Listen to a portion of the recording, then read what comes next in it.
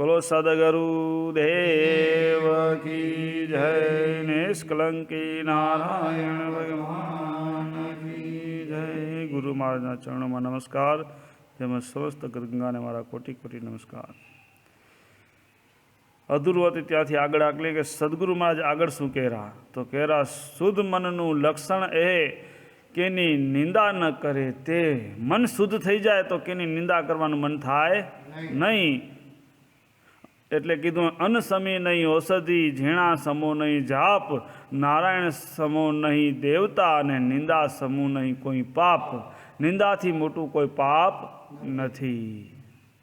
આપણે આગળ જ વાત થઈ ગઈ હતી કે રાજાએ બ્રાહ્મણોને જમાડ્યા અને ગામમાં પેલી એક સ્ત્રી એમ કીધું કે રાજા બધાને જમાડીને મારતા આવે કે મર્યા તો અજાણતા હતા। પેલી સમડી લઈ જતી સાપને, સાપનામાં ઝેર પડ્યું, રસોઈવાળી થઈ ગઈ, મરી ગયા હતા, એમાં દોષ નહોતો। ત્યારે બ્રહ્મા વિષ્ણુ મહેશે આદત શું કર્યો એ તેના નિંદા કરી એના ખાતે લખી નાખો પાપ। એમાં આપણે પણ જીવનમાં જાણતા અજાણતા નિંદા કરતા હોઈએ તો આપણું મન શુદ્ધ થયું નથી।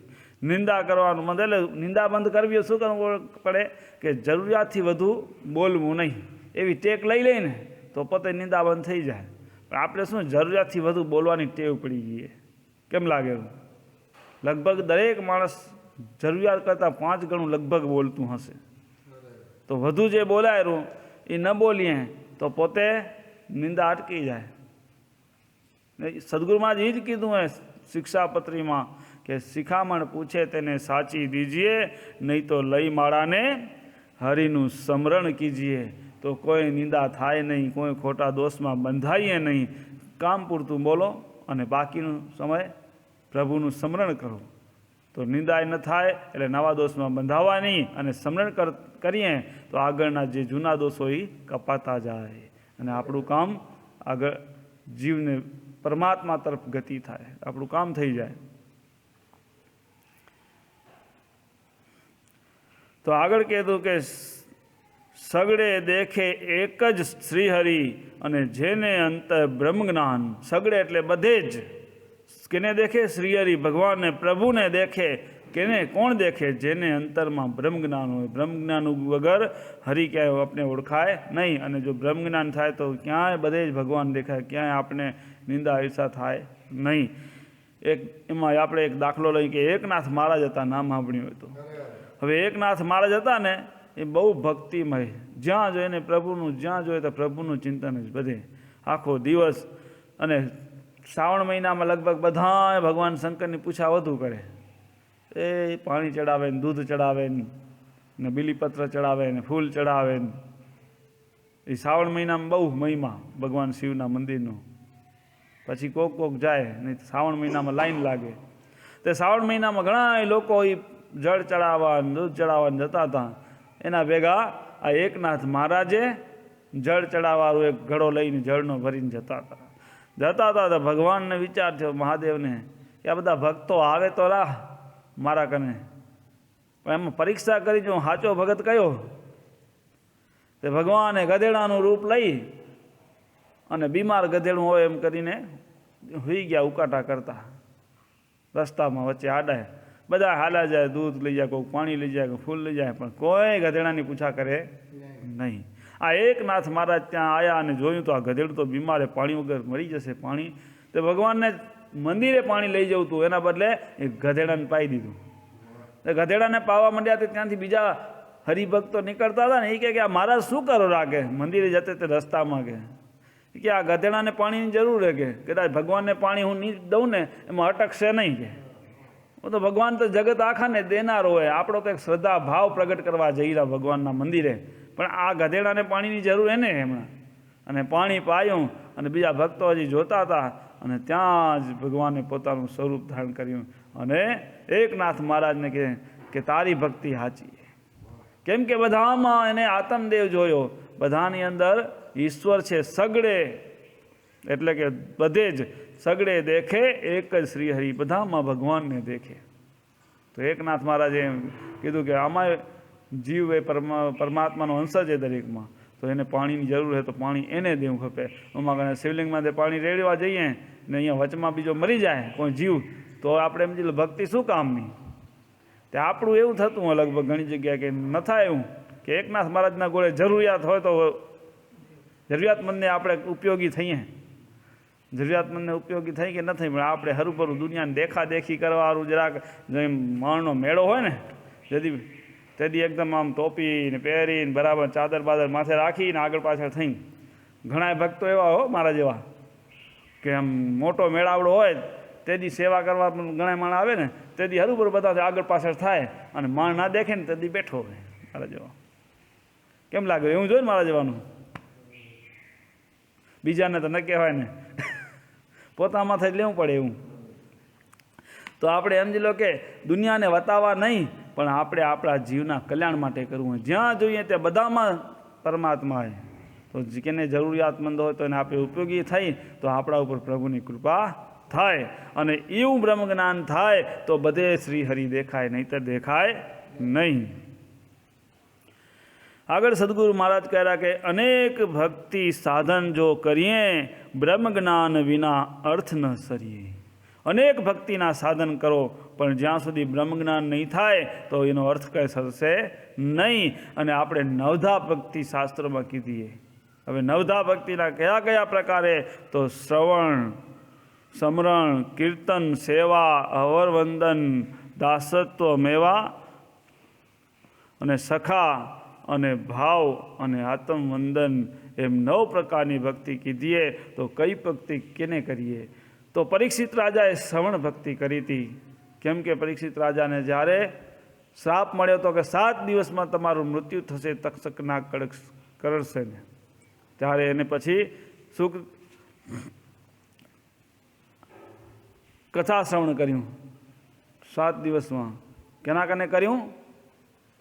સુખદેવજી મહારાજ કનેથી. અને સુખદેવજી મહારાજ કથા શ્રવણ કર્યું અને એનો મોક્ષ થયો. એવી રીતે સમરણ ભક્તિ કેની હતી? તો પ્રહલાદની.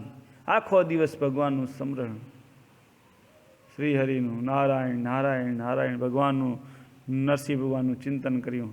અને કીર્તન ભક્તિ તો મીરાબાઈની હતી. આખો દિવસ ભગવાનના ભજનમાં તલીન.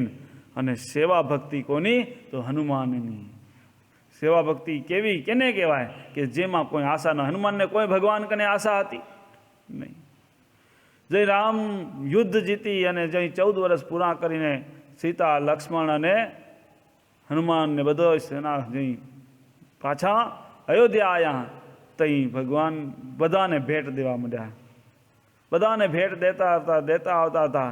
તઈ સીતાજી કે હનુમાને તો તમારી ઘણી સેવા કરી, એને કાંઈ નથી દેતા. કે હનુમાનજી કે એને જરૂર નથી. કે સીતાજી કે ના ના ના, એને તો દેવી પડે ને, એને તમારી સેવા ઘણી કરી, કાંઈક દો. ભગવાન કે તને જે દેવું હોય દે. તે સીતાજી એને એના ગળામાંથી કાઢીને એક હાચા મોતીનો હાર દીધો. આપણે દુનિયાદારીને હાચા લાગે, હનુમાનજીને હાચા ન લાગ્યા. આપણે તો શું હે એ બધું સાચું લાગે. તો હનુમાનજીને દીધો તો ખરો. હનુમાનજી 2 હાર લઈ અને મોતી જોતા આવે ને દાંતે તોડતા આવે. એક એક તોડવા માંડ્યા, દાંતથી તોડતા આવે મોતી. સીતાજીએ વિચાર કર્યો, ગમે એમ તો વાંદરાની જાતને કે એને આની શું કિંમત હોય? કે રામ કે ના ના એવું નથી. કે હનુમાનને પૂછતો ખરી કે મોતી શું કામ તોડેલા? અને મોતી શું કામ તોડેલા? તો હનુમાનને પૂછ્યા, મોતી કાં તોડતા? આવડો કિંમતી હાર દીધો તો એ કે આમાં જોવરો મારો રામ ક્યાંય દેખાતો નથી તો મારા શું કામનું? કે જ્યાં મારો રામ ન હોય એ વસ્તુ મારા કામની નથી. તો એવી ભક્તિ, એવો ભાવ હોય અને એ સેવા હોય એ ફળે. તો દરેક ભક્તિમાં એવો ભાવ હોવો ખપે કે મારા પ્રભુ વગર બધું અધૂરું. તો આત્મજ્ઞાન થાય તો જ પ્રભુ. આત્મજ્ઞાન એટલે બ્રહ્મ જ્ઞાન. બ્રહ્મ જ્ઞાન વગર એ બધે આપણું ભક્તિ ગમે એ અધૂરી હોય તો એવું જ્ઞાન થવું ખપે કે મારો પ્રભુ વગર બધું અધૂરું હોય. તો આગળ જોઈએ તો આપણે અવરવંદન એટલે નરસિંહ મહેતા અવરવંદન એટલે બધાને જ વંદન.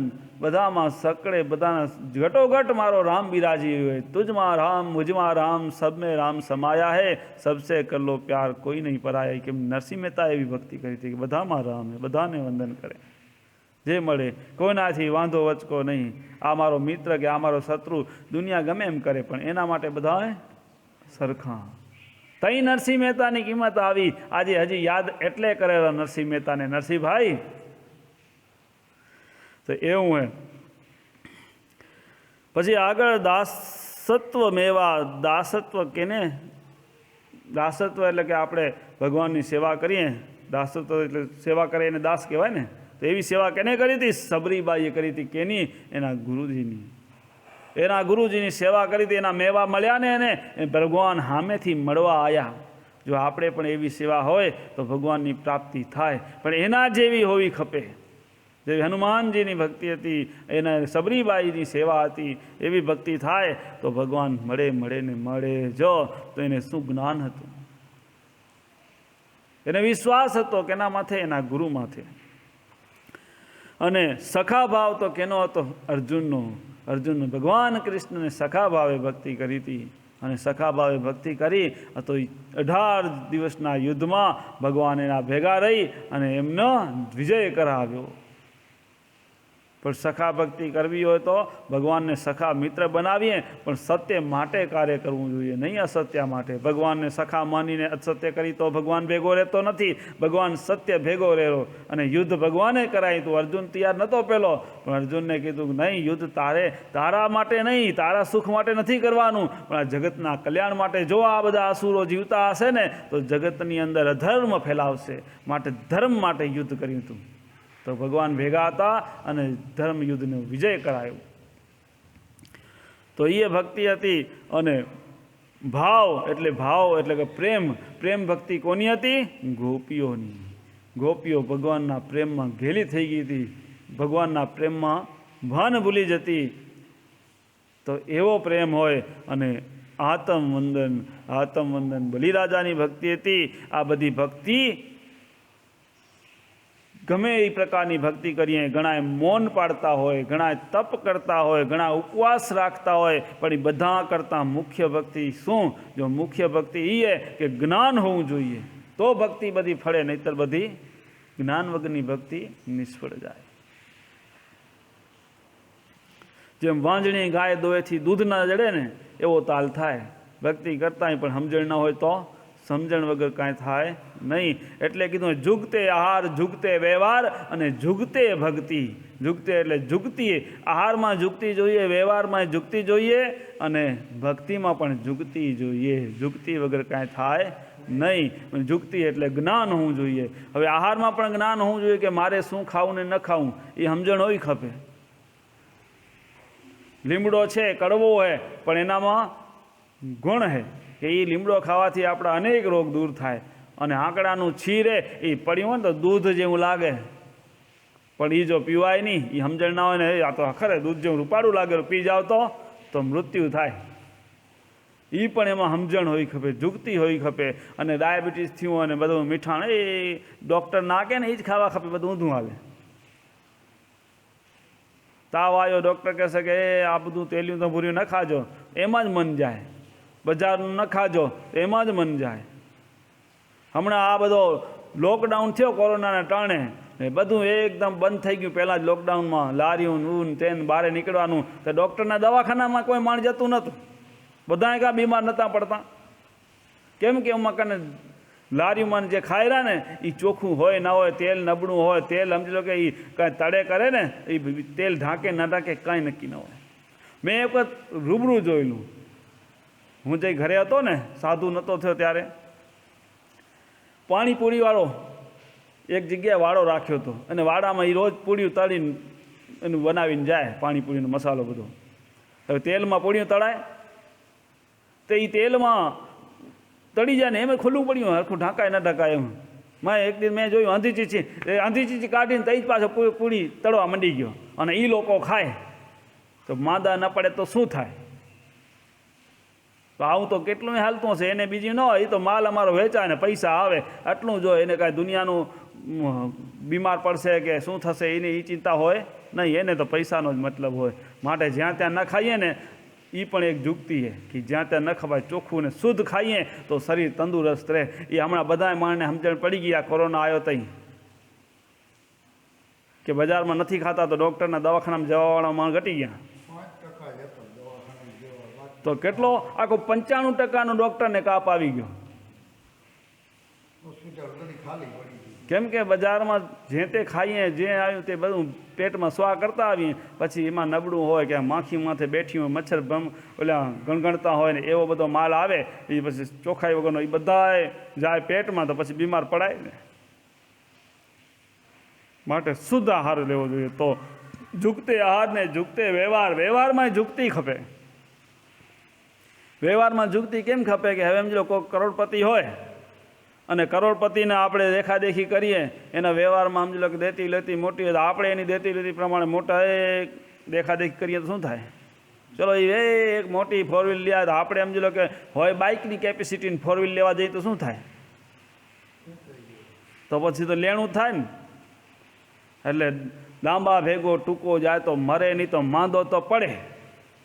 એટલે કોઈ દી દેખાદેખી ન કરવી, પોતાની કેપેસિટી હોય એ પ્રમાણે જીવન જીવવું, તો વ્યવહારમાં કદી તાણ ન પડે અને દુઃખી થવાનો વારો ન આવે. તો ઝુકતે આહાર ઝુકતે વ્યવહાર સમજાણું, અને ઝુકતે ભક્તિ, ભક્તિ કેમ કરવી એ સમજણ હોવી જોઈએ. ભક્તિ કેમ કરવી? તો સ્મરણ કરવું તો કેમ કરવું? હાલતા ચાલતા ભક્તિ કરવી, બધું વાત સાચી, પણ ભક્તિ કેમ કરવી, ભક્તિમાં સ્મરણ કેમ કરવું, તો 3 પ્રકારનું સ્મરણ થાય. મુખસે જપેસો માનવી, મનથી જપેસો દેવ, સુરતાસે જપેસો સંત, ઈસ્વિદ માળા ફેર. મુખથી જપે એટલે મોઢેથી આપણે બધા બોલતા અહીં જય શ્રી કૃષ્ણ હરિયમ કોઈ મળે કે જય ગુરુદેવ, જય નિષ્કલંકી નારાયણ, તો એ બહુ ગુણ ન કરે. કેટલું ગુણ કરે? મણ કહેવાય, પશુ પક્ષી બોલી શકતા નથી. પણ મનથી જપેસો દેવ, મનથી એટલે આમ મનથી આમ પારો એક એક પડે પડ્યો ને આમ બોલત મનથી, આમ મનથી ફટાફટ હાલી જાય. જેમ નોટું ગણીએ ને, નોટનું બંડલ એક એક નોટ હાલી જાય, પણ કેટલી થી ખબર ના પડે, બાજુવાળાને આપને જ ખબર હોય. એના ગોળે પારો એક એક ટપ ટપ પડે પડ્યો અને નામ લેવાય પડ્યું. અને સુરતા સે જપેસો સંત, ઈસ્વીદ માળા ફેર. સુરતા એટલે શ્વાસે ઉશ્વાસે સ્મરણ થાય ને, એનાથી અંતકણ સાફ થાય. મનથી જપે સો દેવ, એ મનથી જપે એ દેવત્વ સુધી લઈ જાય, પણ સુરતાથી જપે એ અંતકણ શુદ્ધ કરે, અને અંતકણ શુદ્ધ થાય તો અંદર આપણે આત્મદેવની ઓળખાણ તો થાય. આત્મદેવની ઓળખાણ થાય તો જ પરમાત્માની ઓળખાણ થાય, નહીતર થાય નહીં. તો બધાથી ઉત્તમ કયું? શ્વાસે ઉશ્વાસે સ્મરણ કરવું, એટલે શ્વાસ ઉપર ધ્યાન દેવું, એ ભક્તિ. તો એમાંય ઝુકતી ખપે, એમાંય જ્ઞાન ખપે. જ્ઞાન વગર ભક્તિ અધૂરી. ગમે એ ભક્તિ કરો, જ્ઞાન હોવું જોઈએ. તો આગળ સદગુરુ મહારાજ કહેરા કે બ્રહ્મ જ્ઞાની ઉપાધિ ના દેખે, સર્જનહાર વિના અવર ના પેખે. જે બ્રહ્મજ્ઞાની હે એ બીજી ઉપાધિમાં પડે નહીં. નરસિંહ મહેતા હતા, મીરાબાઈ હતા, એ બધે સર્વમાં બ્રહ્મ પરમાત્માને જ દેખતા હતા.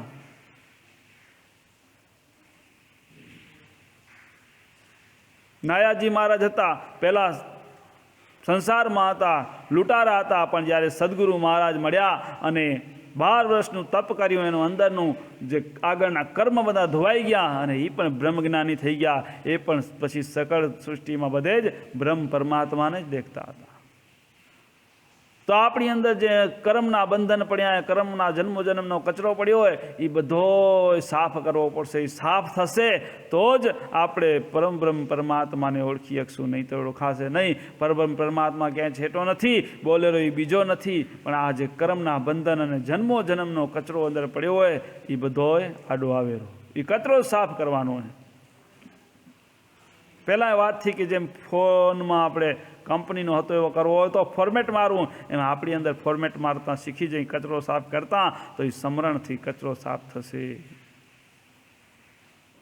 સમરણ વગર કચરો સાફ ન થાય. અને એ જ સહેલામાં સહેલો અને સસ્તો ઉપાય. કેમ કે યોગી લોકો તો યોગની ક્રિયા છે ને બધા કરી શકશે નહીં. એ તો જંગલમાં જઈને કોઈક યોગી લોકો હોય, જે યોગી લોકોના ભેગું રહી અને એ ક્રિયા કરે થાય, પણ સંસારમાં રહીને બધું શક્ય નથી. પણ સમરણ ભક્તિ છે એ બધા જ કરી શકે, સેવા ભક્તિ બધા જ કરી શકે. અને સેવા કરીએ તો સાથે સમરણ ચાલુ, જે આ સંસારમાં. અને સેવા ભક્તિ એવી છે કે જો સેવા સાચી હોય, હનુમાન જેવી હોય કે આપણે સબરીબાઈ જેવી સેવા હોય, તો આપણે આપણું મન ઘડતું જાય, અંદરથી અહંકાર અભિમાન નીકળતો જાય અને નિર્મળ થતું જાય. ને નિર્મળ થાય મન ત્યારે જ આપણી અંદર જ્ઞાન ઠરે, ત્યાં સુધી જ્ઞાન ઠરે નહીં. ને સમરણ ભેગું હોય તો પૂર્વજન્મના જે કર્મના સંસ્કારો પડ્યા એ બધા સાફ થતા જાય અને ચોખ્ખું થતું જાય મન, અને પછી આપણે આત્મદેવની ઝાંખી થાય, એના વગર થાય નહીં. એટલે કીધું કે ડડ્ડા ડાપણ મૂકી દે, સદગુરુને શરણે થઈ અને વચન તણો રાખી વિશ્વાસ, કુકલ્પનાનો કરજે નાશ, ઉપાધિથી અડગો રે ડડ્ડા ડાપણ મૂકી દે. જગતમાં આપણામાં ડાપણ કેટલું પડ્યું હોય બધાને પોતપોતાની અંદર આમ વિચારીને શાંતિથી ખબર પડે કે હું કેટલો ડાયો હું ને કેટલો હેલો ડાયો હું. દોઢ ડાયો તો ન કહેવાય ને, દોઢ ડાયો ડાપણ એ કહેવાય ને કે આપણામાં ડાપણ કેટલું હોય, પોતપોતાના મનથી સમજી લેવાનું હોય. ડાપણ મૂકી દે તો ઓળખાશે કોણ? સર્જન હાર વિના અવર ન પેખે. જો જ્ઞાની હોય ને એ બધી ઉપાધિ મૂકી દે. નરસિંહ મહેતાના ઘરવાળા જતા રહ્યા તો પછી શું કીધું? ભલું થયું ભાંગી જંજાળ, સુખે ભજશું શ્રી ગોપાળ.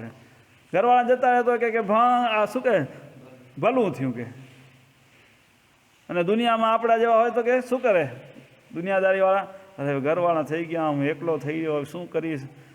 વળી બીજા હોય ને ભાઈવાળાને કહે બીજે ક્યાંક ગોતજો તો ખરા, જોજો મારા. ઠીક છે ને, ઉંમર નાની હોય, સમજી લો કે હજી 40 વર્ષથી નાનકડો હોય, હજી પરિવારનું બધું ઠીક છે, પણ માયમાં 50-60 વર્ષના થઈ ગયા હોય તોય બીજે ગોતવાનું ચાલુ કરે. હવે શું ગોતવાનું? 50 વર્ષ પછી તો ભક્તિ જ કરવાની, પછી તો 51, 52, 53, 54 પછી વનમાં જ જવાનું આવે.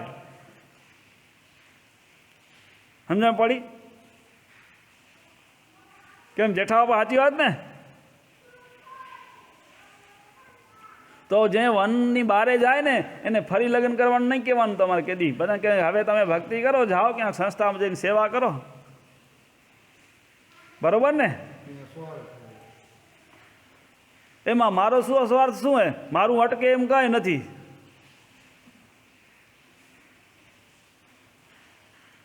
એક ભાગી જાય તો બાવો બીજાને મૂકી દે, એ પરચો એનો હે જ.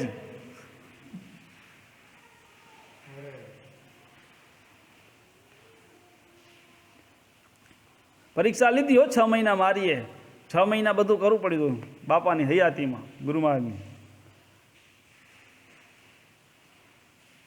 હવે બધું બાવાની મહેરબાની. હવે તો ખાલી બેઠો બેઠો પ્રવચન કરીને બાકી બીજું કાંઈ કરતો નથી. કરું તમે જુઓ રામ, આંગળી જ હાલેલી ખાલી. એનો પ્રતાપ એ મારા વાલાનો પ્રતાપ. જો એ 6 મહિનામાં ભા કરીને ભાગી ગયો હોત તો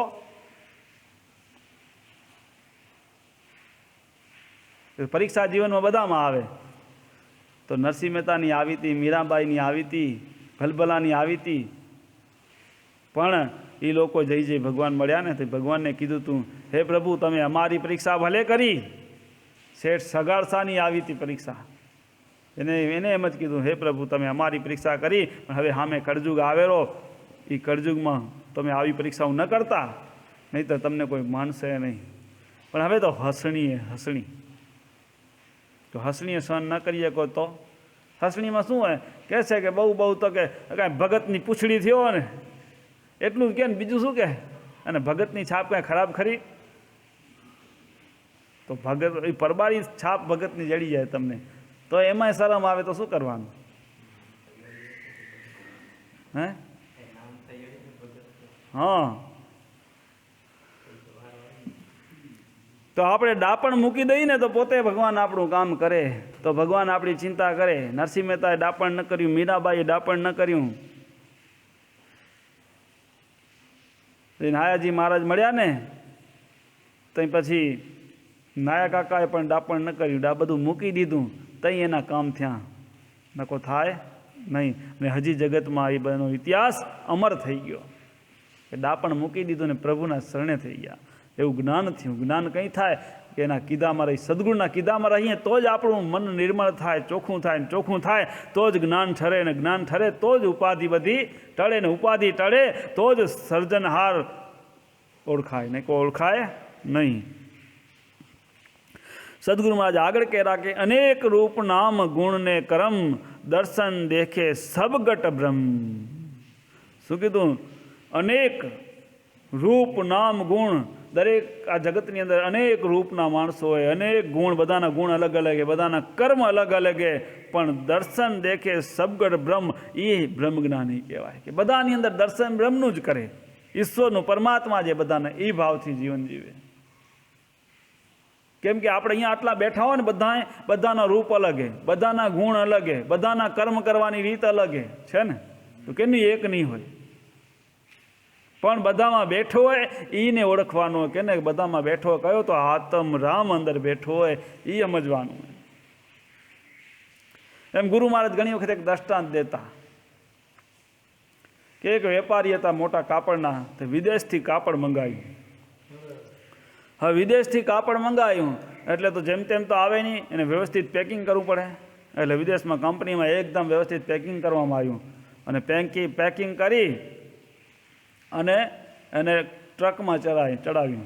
ટ્રક ગઈ દરિયા કિનારે બંદરે, ત્યાંથી આગબોટમાં ચડાવ્યું, આગબોટમાંથી ઇન્ડિયામાં આવ્યું, ઇન્ડિયામાં ત્યાં વળી બંદરમાંથી ઉતારી અને પછી ટ્રકમાં ચડાવ્યું, ટ્રકમાંથી ત્યાંથી ચડીને વળી લોરીમાં ચડાવ્યું, લોરીમાં ચડાવીને પછી ક્યાં ટ્રેનમાં ચડાવ્યું, ટ્રેનમાં ચડાવ્યું, વળી ટ્રેન આગળ ગઈ, વળી જ્યાં ગામમાં સ્ટેશન આવ્યું ત્યાંથી પાછું વળી ટ્રકમાં ચડાવ્યું, ટ્રક વળી જ્યાં વેપારી હતા જે ગામમાં તે ગામમાં ગયું, એ ગામમાંથી ટ્રક વળી ક્યાંક ગલીમાં હશે દુકાન તે વળી ત્યાંથી ઉતારી ચોકમાં અને ત્યાં વળી રેકડીમાં ચડાવ્યું, રેકડી છેટ દુકાને પહોંચાડ્યું. એમ કરતે કરતે ઉથલ પાથલ થતું પેકિંગ, અને ક્યાંક સમજી લો કે ઉથલ પાથલમાં ક્યાંક હૂંકમાં ફસાણું, ક્યાંક નટમાં ખીલીમાં ફસાણું ગાડીમાં ને, ક્યાંક તૂટી ગયું, ક્યાંક ચીરાઈ ગયું પેકિંગ, અને આમ ઉથલ પાથલમાં છાણવાળું ને મેલું થઈ ગયું, ગંદુ, જોયું ન ગમે એવું પેકિંગ થઈ ગયું. હવે પેકિંગ એવું ખરાબ દેખાય, જોયું ન ગમે એવું થઈ ગયું, એના જ શું એ ફેંકી દેવાય? પણ એનામાં જે માલ હતો એ કિંમતી હતો.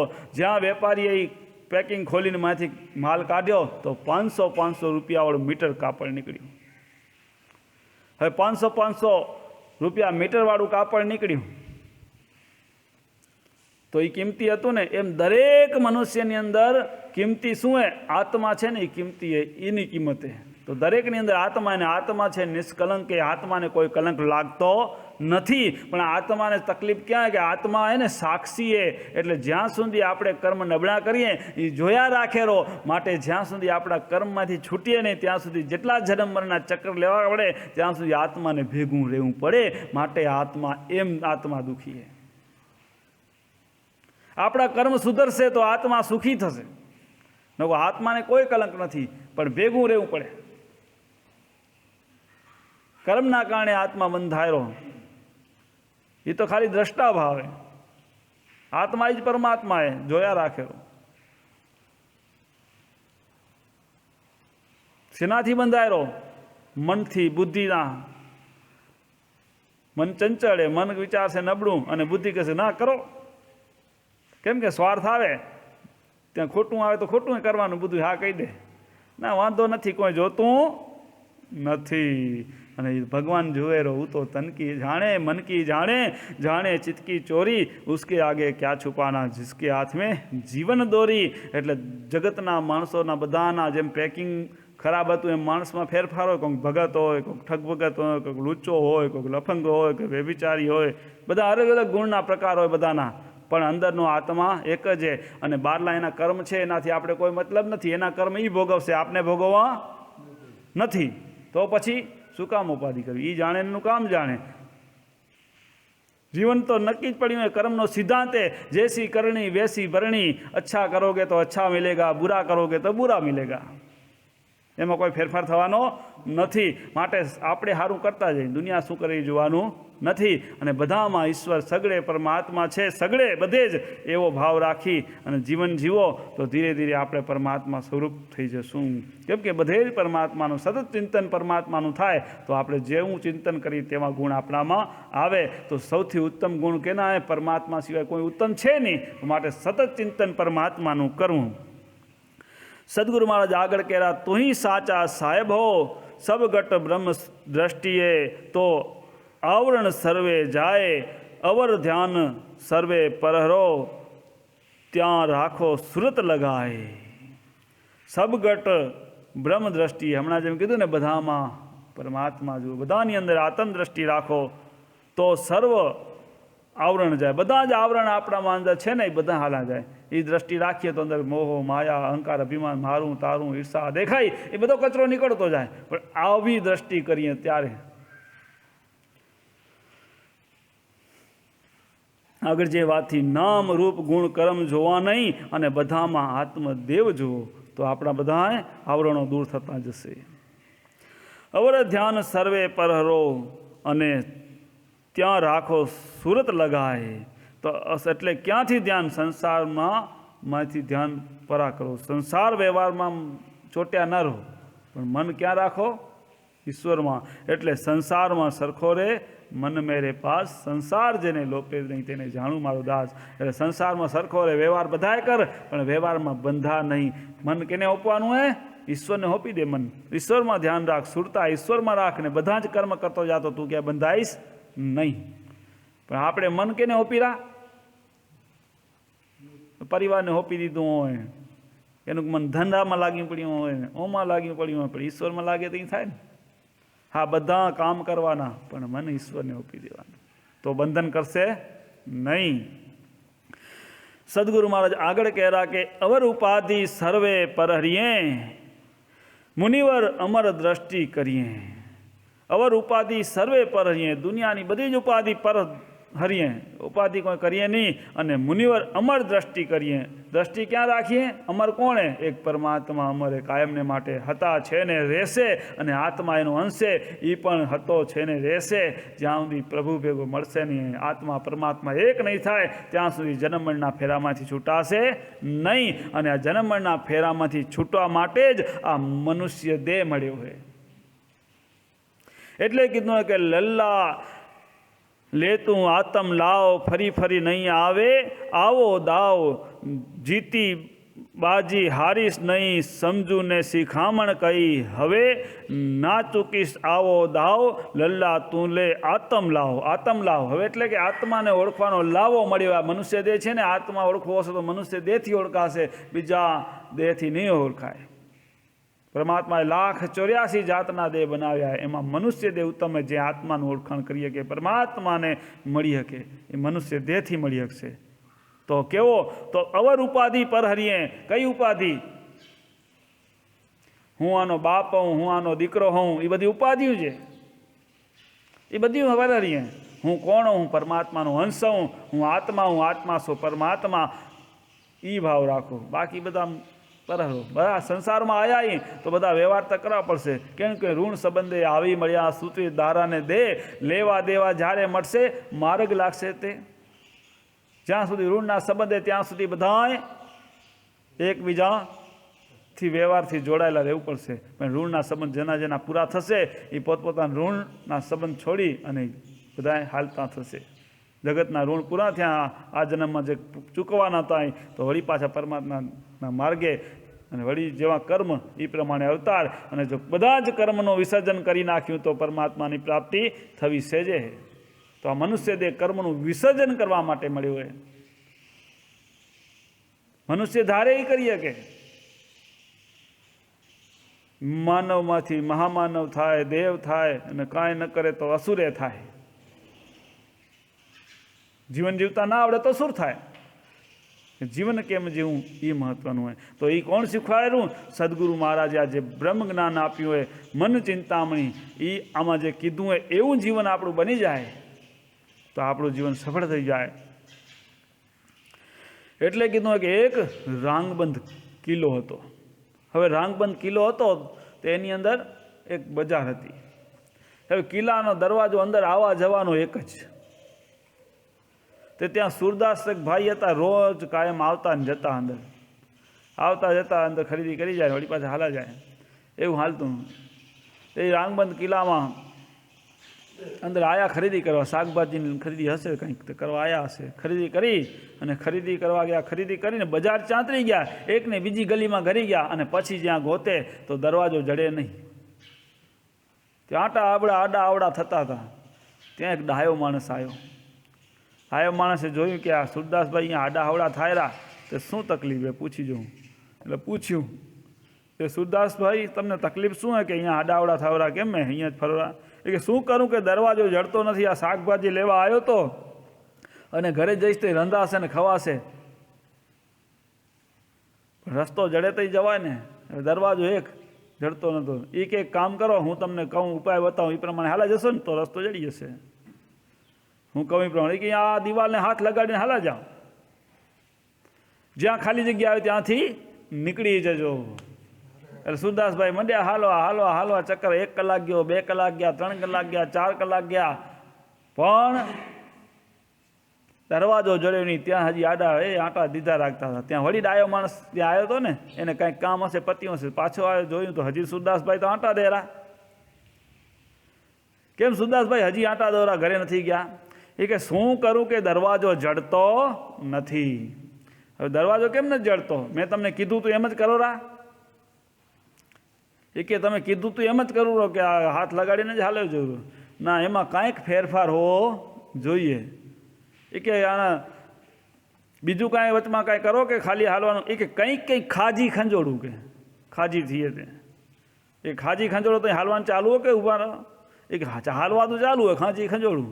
એ કે હાલવાનું ચાલુ હોય ને ખાજી ખંજોડો ને તો એ દરવાજો નીકળી જાય.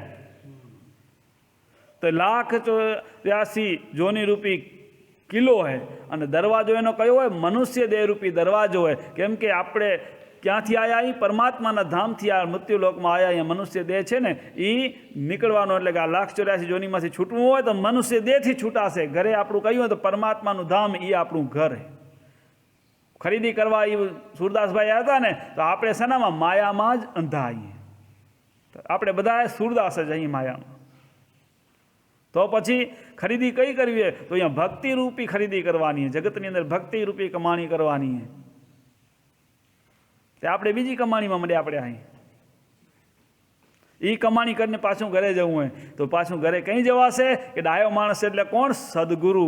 હવે સદગુરુએ કીધું કે આ વચન જે દીધા, શિક્ષાપત્રી, આ મન ચિંતામણી, અમૃતવાણી, આ જે શાસ્ત્ર એના આધારે હાલા જશો ને તો તમે તમારા દરવાજો મળી જશે. આ મનુષ્ય દેહથી તમે તમારા ઘર સુધી, પરમાત્માના ધામ સુધી પહોંચી જશો, પરમાત્માને ઓળખી લેશો. આ પ્રમાણે હાલશો તો. પણ ખાજી કઈ થઈએ? આ સંસારમાં મારા છોરા ને મારો પરિવાર ને મારા ઢોરા ને મારો ધંધો ને એ બધા આ વ્યવહાર ને એવું ને તે ને એ બધી ખાજીએ. આ કરતે કરતે વળી ઓનમાં મન હાલી જાય, વળી એવું ખાજી ખાંજોડામાં રહી જાય. અને આ રે શાસ્ત્રો બધા એક પાય, સદગુરુનું વચન એક પાય રહે. એમ કરતાં કરતાં જીવન પૂરું થઈ જાય.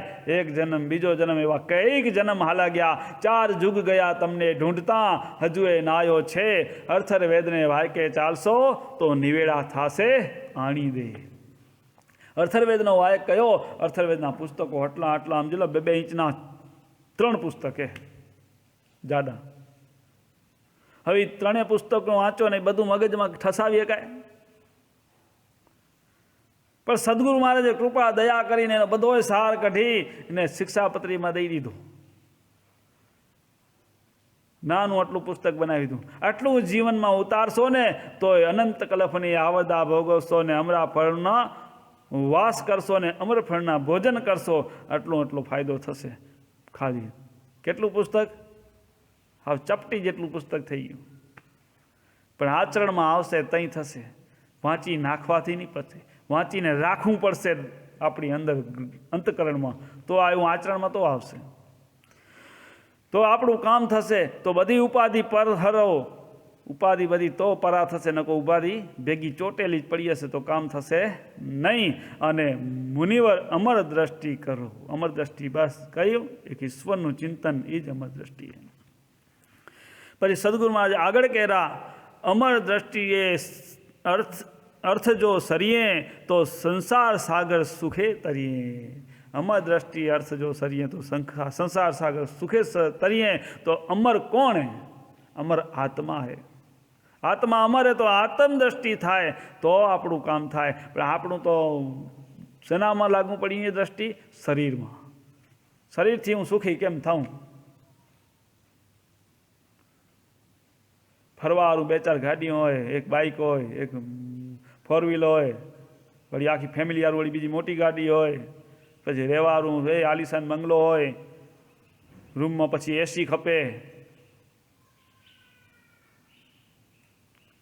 જેટલી શું કરવા દોડ કાઢ્યા રાખીએ તો એમાં પછી ઉપાધિ વધતી જાય ને. જેટલી ઉપાધિ કરો એટલે કમાવું હેલું પડે ને, અને કમાવું હેલું પડે તો હટહેલી કાઢવી પડે ને. એમાં જો સમજી લો કે થાય કે નવડા મેલશે કે ના મેલે તો પછી ખોટું સાચું કરવાનું ચાલુ થાય. ગમે એમ કરીને હાથો તો પૂરો કરવો પડે. માટે સંતોષી નર સદાય સુખી, રામ રાખે તેમ રહીએ. ઓધવજી ચિઠ્ઠીને ચાકર છઈએ, રામ રાખે તેમ રહીએ. આ સાધુઓને કોણ ફસાવેલું? તમે સંસારીઓ જ ફસાવો રા. મહારાજ આટલું તો ખપે, હવે સમય પ્રમાણે આટલો સુધારો કરવો ખપે. અરે સુધારાનો કાંઈ માપ? અરે જીવન જીવવાનું કેટલું ખપે? પહેરવા, કપડાં, ખાવા, અન્ન, અને કોઈ તકલીફ થાય તો દવા, આટલું હોય તો ઘણું. સાધુને તો એટલું જ હોય ને. પણ તોય બધા તમે આવીને વાંચ ચોટો, એ મહારાજ આટલું તો કરવું પડે, આટલું કામ ખપે. હવે કાંઈ સમય આવો હોય ને એવું હોય ને. સાધુઓને હક આટલો જ. પહેરવા લુગડા, ખાવા અન્ન, અને શરીરને જરૂરી હોય તો દવા, આટલું મળી ગયું તો એટલામાં સંતોષ રાખે એ સાધુ. બાકી આ બધું તમારા હારું હે. સાધુને એક રહેવા હારું રૂમ, ફરવા ગાડી નહીં. તમે બોલાવો તો ઉમા કને આવો, તમારા કને આવવા ગાડી. સાધુને ફરવાનું એ ન હોય. સાધુઓને તો યાત્રા જ કરવાની હોય કે નહીં? તો બધા તીર્થે એને તો બધા તીર્થ, જે તમે માણસ છે ને બધા તીર્થ છે સાધુ માટે. હરુભરું કાશી જાઓ, મથુરા જાઓ, દ્વારકા જાઓ, એ તીર્થ નહીં. દરેક ઘટોઘટ કોણ બોલેલું? ઘટોઘટ નારાયણ બોલે. તો આ બધા તીર્થ જ છે. પણ તીર્થને ઓળખાવા હારું આમંત્રણ આવે ત્યાં જવું પડે. તીર્થને ઓળખાવા હારું ને એમાં જઈને શું કરવાનું? સાધુને સત્સંગ કરવાનો હોય, જ્ઞાન સમજાવવાનું હોય. શું સમજાવવાનું હોય? કે મેં બોલેરો એ બીજો નથી, એને ઓળખ ભાઈ. આ બધી ઉપાધિ મૂક, આ ભેગું કાંઈ નહીં હાલે. ભલે સંસારમાં રહીને બધું કરવું પડશે, પણ આખરે પોતાને નહીં ઓળખ તો આપણું કામ થશે નહીં. તો આ જીવન અધોગતિ થશે જીવની. સદગુરુ મહારાજ જ કીધું હોય, દિન પ્રત્યે કરો ધામ શું ધંધા, સાંજ પડે થાવ સાહેબ કા બંદા. તો એ જ કરવાનું કીધું એમ.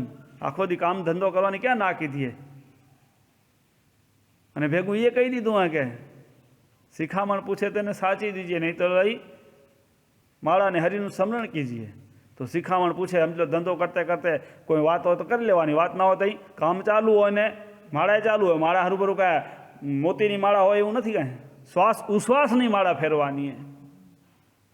શ્વાસ ઉશ્વાસની માળા ફેરો તો હાલે ને કે ના હાલે? તો મોટામાં મોટી માળા એ. આ તો શું હોય, કોઈ ટેકની લીધી હોય ને તો એ માળા આપણે ટેકની હોય કરવી પડે. એટલે કીધું કે માળા શ્વાસ ઉશ્વાસ કી ફેરે ગો કોઈ દાસ, 84 ભટકે નહીં કટે કાળકો ફાંસ. કાળકો ફાંસ એટલે આ જન્મ મરણના ફાંસ, જમના ફાંસામાંથી છૂટી જાય. શ્વાસ ઉશ્વાસની માળા ફેરી એકાય ને કામ કરતે કરતે. પણ અભ્યાસ કરવાની જરૂર છે. જ્યાં સુધી અભ્યાસ નહીં થાય ત્યાં સુધી આપણે મેળ પડે. કોઈ બાળક જન્મથી કોઈ શીખી નથી આવતું, આ દુનિયામાં આવીને જ શીખેલું. કોઈ ડૉક્ટર બને, કોઈ એન્જિનિયર બને, એ બધી કારીગરી ક્યાં શીખ્યું? તો માળા કેમ ફેરવી એ અહીંયા શીખવાનું હોય, ભક્તિ કેમ કરવી એ અહીંયા શીખવાનું હોય. પણ ક્યાં શીખવાનું હોય? એના બધાના અલગ અલગ વિષયો હોય, બધાના માસ્તર અલગ અલગ હોય. તો આ સદગુરુના શરણે જઈ તો શીખાય, બીજે ક્યાં શીખાશે નહીં. પણ એ સદગુરુના શરણે ક્યાં કેને કહેવાય? સદગુરુના વચનમાં રહીએ તો એ ભક્તિ કરી શકાય ને ભક્તિમાં પાર તો ઉતરાય.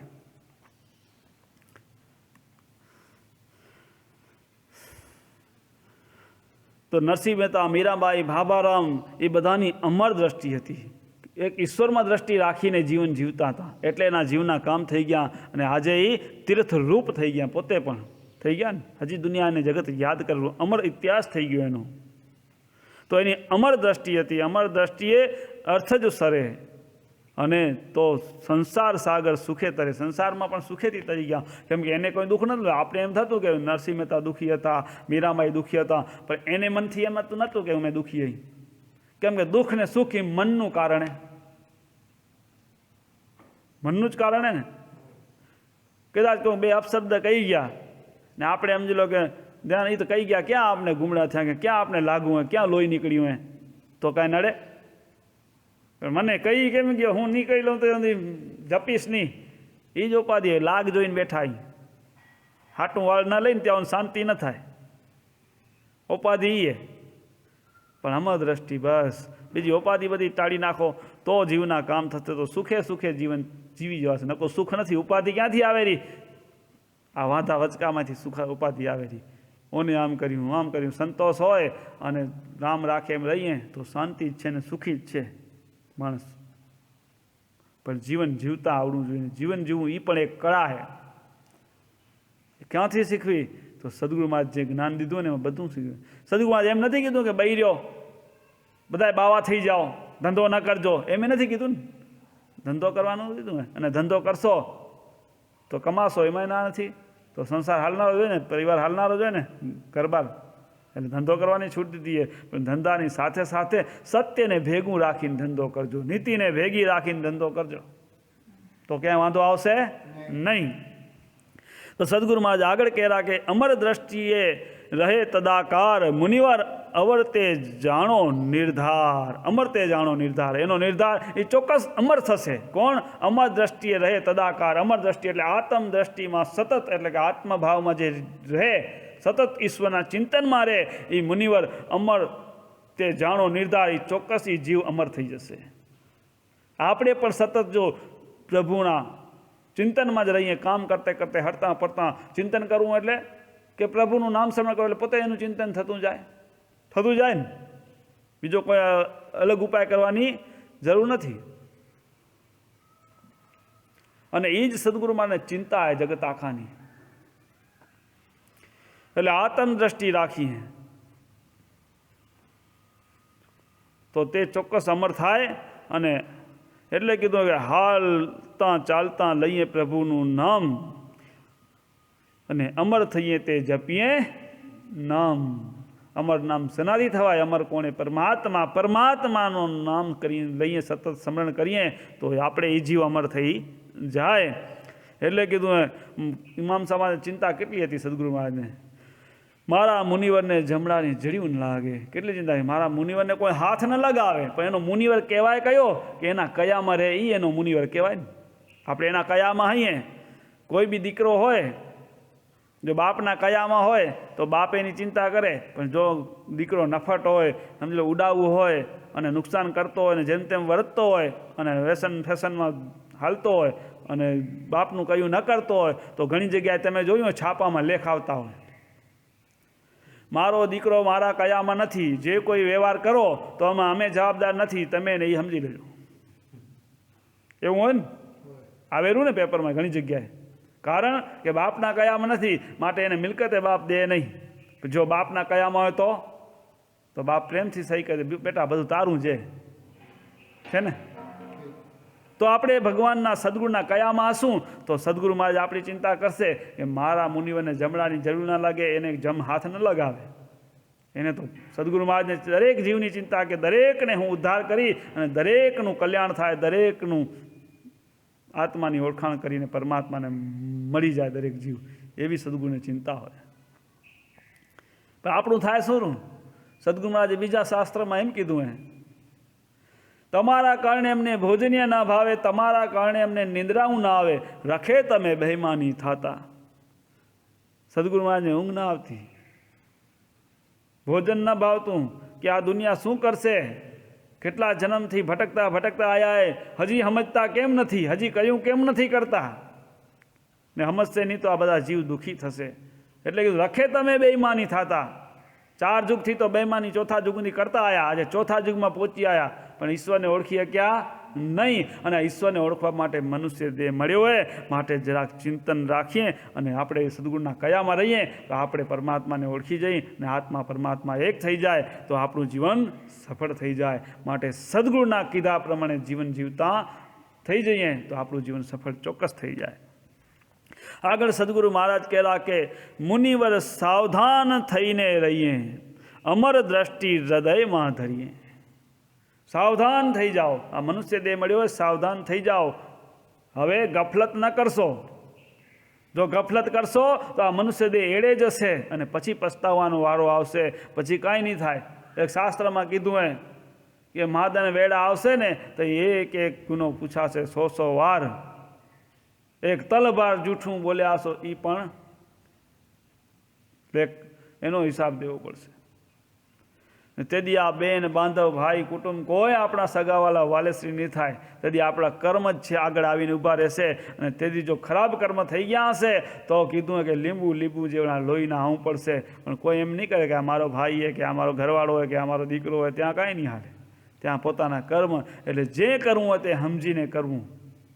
શાસ્ત્રના આધારે કરશું તો કેદી દોષમાં બંધાશું નહીં.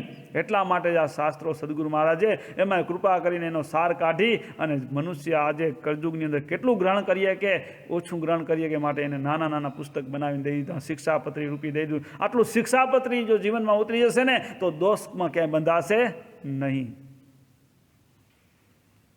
અને આ જો મન ચિંતામણી જીવનમાં ઉતરી ગઈ તો એ અમર થઈ જશે, પરમાત્માને મેળવી લેશે. આટલું છે. મન ચિંતામણી પુસ્તક કેટલું હે? પૂજા વિધિના મંત્રો હોય ને એના કરતાં એ નાનકડું હે. એનાથી એ નાનકડું શિક્ષાપત્રી છે. એ શિક્ષાપત્રી જીવના ઉતરી ગઈ તો નવા દોષ થશે નહીં અને જૂના દોષ કપાઈ જશે. કેમ કે સ્મરણ કરવાનું કીધું એમાંય. જો સ્મરણ થશે તો જૂના દોષ બધા કપાતા જશે. પણ નવા દોષ ન થાય એની કાળજી રાખજો. તો એ શરત ભેગી. તો સાવધાન રહેવાનું કીધું. મુનિવર સાવધાન થઈને રહીએ અને અમર દ્રષ્ટિ હૃદયમાં ધરીએ. અમર દ્રષ્ટિ અમર પરમાત્માને મેળવવા હોય, ઓળખવા હોય તો આપણે આ શરીર પરમાત્મા દીધું ને. આ શરીર છે ને એ આ રથ છે. આ શરીરની અંદર બેસનારો કોણ? આત્મા એ રથી છે. અને આપણું મન છે ને એ સારથી છે. રથ કોણ ચલાવે? સારથી. અને રથને ઘોડા પણ જોઈએ ને ખેંચવા સારું. તો ઘોડા કોણે? ઇન્દ્રિયો. ઇન્દ્રિયો છે ને આ રથને ખેંચી જાય કે બાજુ પોતપોતાના વિષયમાં ખેંચી જાય રહ્યું. અને એના વિષયમાં ખેંચાઈ જાય તો અધોગતિ થાય, તો એમ મેળ પડે નહીં. તો વિષયો કયા હોય? તો શબ્દ, રૂપ, રસ, ગંધ અને સ્પર્શ. આ વિષયો હોય એ દરેક પાંચે ઇન્દ્રિયો. તો શબ્દ તો કાન, રૂપ તો આંખ, રસ તો જીભ, ગંધ તો નાક અને સ્પર્શ તો ચામડી. દરેકના વિષય. તો દરેકના વિષય મન છે ને એ સારથીએ. દરેક વિષય ઉપર જો વિવેક રૂપી મનમાં વિવેક આવી જાય, આપણા મનમાં વિવેક કઈ આવે? સદગુરુના આજ્ઞાની ટેક લઈ લે કે મારે સદગુરુથી વિરુદ્ધ નથી જવાનું. એવી ટેક હોય ને તો આ વિવેક આવી જાય તો એકે વિષય આડાવડા જાય નહીં. એકે ઇન્દ્રિય આડીવડી એકે વિષયમાં ફસાય નહીં. બીજી ઘણી ટેક લઈ ઘરમાં કાંઈ તકલીફ થાય, ઉપાધિ થાય ને, હે સદગુરુ મહારાજ આટલું કામ કરી દેશો તો શ્રીફળની જોડ ચડાવશું, આટલી પ્રસાદી ચડાવશું, દીકરો માંદો થયો તો કહે હાકરમાં જોખાવશું, પૂજા ભરાવશું. પણ એવી ટેક લીધી કે હે પ્રભુ કે હું હે ને હવે તમારા જે આજ્ઞા છે શિક્ષાપત્રી એ પ્રમાણે હવે જીવીશ. એવી ટેક કોણ લેવું? એવી ટેક જો જીવનમાં ઉતરી જાય તો આપણાથી કોઈ દોષ થાય નહીં. આપણું જીવન 100% નહીં પણ 101% સફળ થઈ જાય. એમાં કોઈ સંશય નથી, કોઈ શંકા નથી. તો એવું મન મક્કમ કરવાનું હોય. તો આપણે આ જે ઘોડાના વિષય, ઘોડા હે ને ઇન્દ્રિયો છે, તો જે ઘોડાનો વિષય કેવો હોય કે જ્યાં ચારો દેખાય ને એ બાજુ ખેંચાય. એટલાનું જ ઘોડાઓને છે ને આંખ ઉપર ડાબલા ચડાવવામાં આવે કે આમ સીધું જ દેખાય, સાઈડમાં દેખાય જ નહીં. દેખાય તો સાઈડમાં જાય ને એટલે ઘોડા સીધા હાલે. એટલા સારું. ને હાથમાં સારથીના હાથમાં ચાબુક હોય કઈ હોય ને, હાલે નહીં તો ચાબુક ઠોકે. એમાં ઇન્દ્રિયો સીધી હાલવીઓ કલવીઓ આડી ઉડી ન થાય એના માટે મનમાં વિવેક હોવો જોઈએ. વિવેક ક્યાંથી જાગે? સદગુરુની આજ્ઞા પ્રમાણે વર્તી તો અંદર વિવેક આવે. ગુરુના વચને રહી તો વિવેક આવે. એ વિવેકથી આપણે હાલતા જઈએ તો આપણો આ રથ છે ને મનુષ્ય દેહ એ આમ સીધે સીધો ક્યાં જાય? આપણે આ રથનું લક્ષ્ય શું આપણું? ઈશ્વર પ્રાપ્તિ. તો ઈશ્વર તરફ પોતે હાલા જઈએ. પણ જો વિવેક ના હોય, વિવેકરૂપી આપણા કને ચાબુક ના હોય તો ઇન્દ્રિયો ઘોડા આડાવડા જાય અને કંટ્રોલમાં ના રહે. વિવેકરૂપી ડાબલા ચડાવવા પડે ઘોડાને. એ ડાબલા ચડાવેલા હોય તો આડું ઊડું જોઈએ નહીં, સીધું ક્યાં? દ્રષ્ટિ ઈશ્વર તરફ રાખે. જીવનનું લક્ષ્ય હોવું જોઈએ. આપણા જીવનમાં દરેકના લક્ષ્ય તો હશે ને. કેને કરોડપતિ થવું હશે, કેને 10 એકર વાડી હોય તો 20 એકર વાડી બનાવવાની હશે, કેને છોરાઓને એક ધંધો હશે, બીજો ધંધો કરી દેવાનો હશે. એ બધા લક્ષ્ય હશે. પણ પરમાત્માના પામવાનું લક્ષ્ય ખરું? હા, ખેતી કરવી પડે, ધંધો કરવો પડે, વિકાસ કરવો પડશે, બધું કરવું પડશે, પણ ઈશ્વરને પામવાનું લક્ષ્ય હોવું જોઈએ. સંસારમાં બધું જ કરો, પણ એ લક્ષ્ય ઈશ્વરનું રાખો, તો ઈશ્વર સુધી પહોંચાશે. અને એ લક્ષ્ય ક્યારે રહેશે? સદગુરુની આજ્ઞામાં રહેશું તો એ લક્ષ્ય સુધી પહોંચી શકાશે. ડૉક્ટર બનવાનું લક્ષ્ય હોય તો ભણતરમાં ધ્યાન દેવું પડે, એન્જિનિયર બનવું હોય તો એન્જિનિયરિંગનું ભણવું પડે, વકીલ બનવું હોય તો વકીલનું ભણવું પડે. ઈશ્વરને પામવા હોય તો ઈશ્વરનું જ્ઞાન મેળવવું પડે. કે ઈશ્વરનું જ્ઞાન ક્યાં મળે? સદગુરુના શરણે મળે.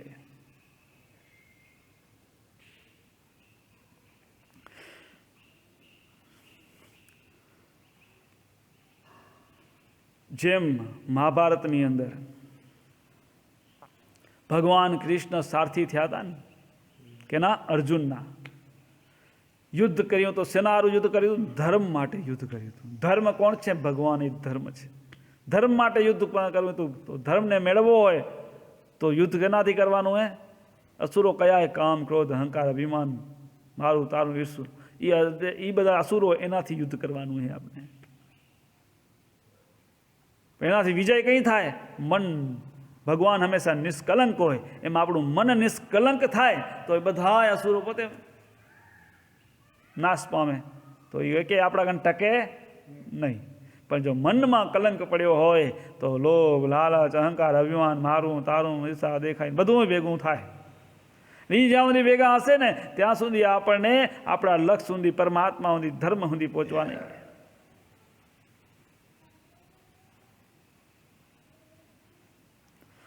તો એ કચરો કાઢતા શીખીએ તો ક્યાંથી નીકળશે? સદગુરુના શરણે જશું તો, ગુરુ વચને રહેશું તો એ કચરો બધોય દૂર થશે, તો આપણું જીવન સફળ થશે. હવે આગળ કીધું સદગુરુ મહારાજ કે અમર દ્રષ્ટિએ અમર નિરખીએ, અજર અમર મન જો હરખીએ. અમર દ્રષ્ટિએ અમર નિરખીએ. અમર દ્રષ્ટિ થાય તો અમર પરમાત્માને તો ઓળખાય. આત્મ દ્રષ્ટિ થઈ જાય બધાની અંદર, મન ચોખ્ખું થાય ને ત્યારે જ બધાની અંદર આત્મા દેખાય. અને એવી દ્રષ્ટિ થાય તો અમર કોણ? પરમાત્માને તો ઓળખી શકાય. અજર અમર મન જોઈ હરખીએ. અજર અમર કોણ? એ પરમાત્મા હે. એને જોઈને પછી હરખ, આનંદ, સાચો આનંદ ત્યાં આવે. બાકી તો જગતના બધા ક્ષણિક આનંદ હે, એનામાં કાયમ આનંદ છે નહીં. તો બધામાં આત્મા જોતા શીખીએ તો આત્મા ક્યારે જોવાશે? તો અંદરથી આપણો જે કચરો એ બધો કાઢશું ત્યારે બધામાં આત્મ દ્રષ્ટિ થશે. પછી સદગુરુ મહારાજ કહેરા, તુંય સાચા સાહેબ હો, અમર અલખ અવતાર છે, આદ વિષ્ણુ પ્રમાણ, હરિ અંશે વિષ્ણુ જે પ્રગટ્યા, સોઈ સદગુરુ વિષ્ણુ પીછાણ. ભગવાનના 9 અવતાર થઈ ગયા ને હવે 10મો અવતારનો વારો છે. તો એટલે કીધું કે અમર અલખ અવતાર છે, પરમાત્માનો અવતાર, આદ વિષ્ણુ પ્રમાણ, વિષ્ણુ ભગવાનના જે અવતાર થયા એના શરણે જા. હરિ અંશે વિષ્ણુ જે પ્રગટ્યા, હરિહંસ, હરિવંશ જે હાલ્યો આવે એમાં જે વિષ્ણુ અવતાર થાય તો એ વિષ્ણુ પ્રગટતા. હવે કોણ પ્રગટશે? 9 અવતાર થઈ ગયા, હવે 10મો નિષ્કલંકી અવતાર આવશે. અને સોઈ સદગુરુ વિષ્ણુ પીછાણ. સોઈ સદગુરુ. સદગુરુ કોણે? એ જે સત્ય કે રસ્તો બતાવ્યો હોય કે આ રસ્તે આ માર્ગે હાલશો. પહેલાં કરતાયુગમાં કોને બતાવ્યો? અમર તેજ મહારાજે બતાવ્યું કે સત્ય ધર્મ આ હે, ઋગ્વેદને આધારે ચાલશો તો તમારું કલ્યાણ થશે. બીજા ત્રેતાયુગમાં વશિષ્ઠજીએ બતાવ્યું કે આ યજુર્વેદના વાક્ય આ પ્રમાણે હાલશો તો તમારું કલ્યાણ થશે. અને ત્રીજા દ્વાપર યુગમાં વેદમ વ્યાસે બતાવ્યું કે સામવેદને આધારે ચાલશો અને આ પ્રમાણે જીવશો તો તમારું કલ્યાણ થશે. અને આ જ કળયુગની અંદર કોને બતાવ્યું? અથર્વવેદના વાક્ય હાલશો, સદગુરુ મામસા મહારાજે કીધું, અને આ પ્રમાણે નિષ્કલંકી નારાયણની ઉપાસના કરશો તો તમારું કલ્યાણ થશે. આમ આપણે 10 અવતારના 4 યુગના અલગ અલગ અવતારનું પૂજન કરતા આવ્યા. અત્યારે ભગવાન નિષ્કલંકીનો વારો એને ઓળખવાના. ગોર એટલે સદગુરુ, નર એટલે વિષ્ણુ. ગોર નરને ઓળખ્યા વગર જીવનું કલ્યાણ થવાનું નથી. નથી. માટે સદગુરુની ઓળખાણ થશે તો સદગુરુ આપને ઈશ્વર ઓળખાવશે. જે માર્ગ બતાવ્યો ભગવાન નિષ્કલંકીની ઉપાસનાનો, એ ઉપાસના કરતાં કરતાં આપણે પણ નિષ્કલંક બનશું અને આપણું હૃદય નિષ્કલંક બનશે. આપણા બધા જ અવગુણ દૂર થશે અને નિષ્કલંક થશું તો જ આત્મા ઓળખાશે, અને આત્મા ઓળખાશે તો જ પરમાત્માને મળાશે, નહીંતર મળાશે નહીં. માટે આપણે સદગુરુના વચને હાલી, ગવર્નરના વચને હાલીને આપણું જીવનું કલ્યાણ કરીને આપણે નિષ્કલંક બનીએ તો ચોક્કસ કલ્યાણ થશે. બોલો સદગુરુ દેવ કી જય. નિષ્કલંકી નારાયણ ભગવાન કી જય.